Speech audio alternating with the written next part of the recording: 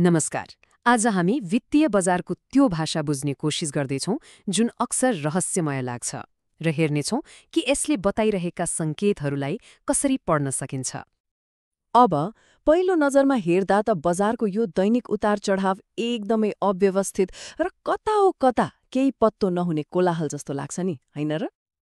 हो, यस्तो चार्ट हेर्दा त जहाँ मूल्यहरू हरेक पलमाथि र तल गरिरहेका छन्, यो साँच्चै नै गोलमाल र बुझ्न नसकिने हल्ला जस्तै देखिन्छ। पर के होला यदि यो हल्लाभित्र कुनै ढाँचा, कुनै लुकेको कथा लुकेको छ भने जसलाई पढ्न मात्र जान्नुपर्छ? हो, यही नै हो प्राविधिक विश्लेषणको सबैभन्दा आकर्षक र मूल विचार। ल ठिक छ, अब यसमा अझै गहिरिएर हेरौं। सुरु गरौं बजारको सबैभन्दा आधारभूत व्याकरणबाट, त्यो हो मूल्य चार्टबाट।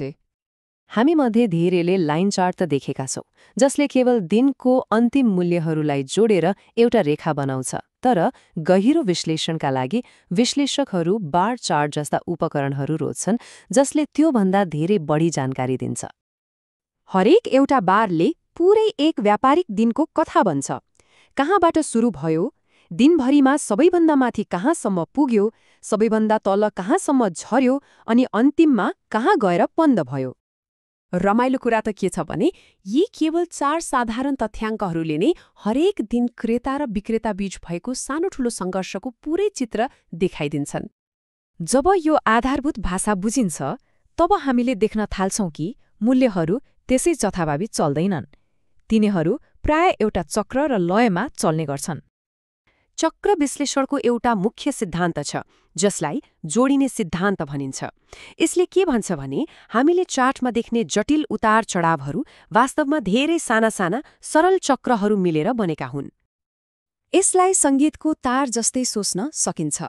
जसरी विभिन्न नोटहरू मिलेर एउटा मिठो र जटिल धुन बन्छ, त्यसैगरी विभिन्न चक्रहरू मिलेर अन्तिम मूल्यको प्रवृत्ति बन्छ।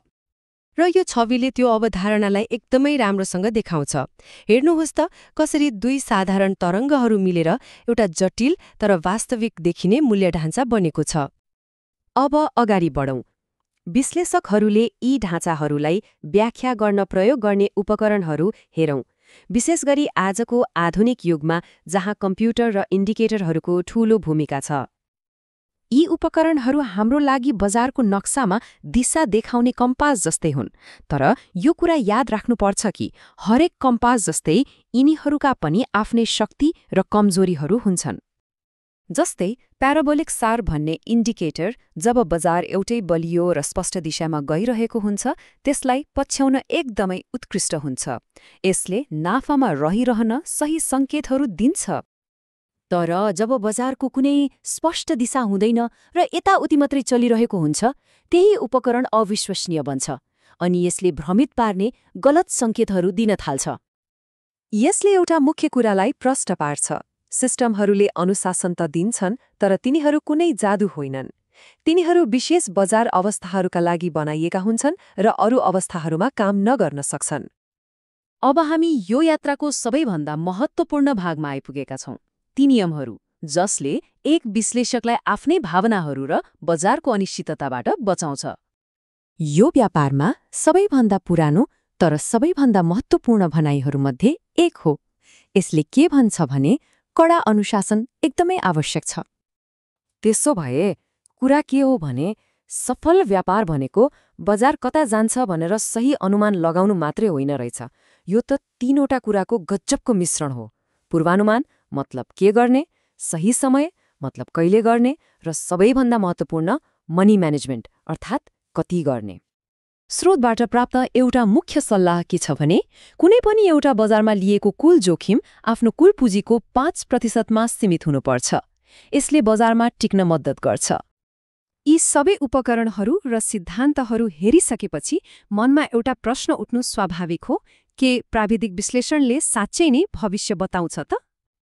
यसको जवाफ हो होइन। प्राविधिक विश्लेषणका उपकरणहरूले भविष्यको भविष्यवाणी गर्दैनन्, बरु तिनीहरूले विश्लेषकलाई सम्भावनाहरूको मूल्याङ्कन गर्न र जोखिमलाई व्यवस्थापन गर्न मद्दत गर्छन्।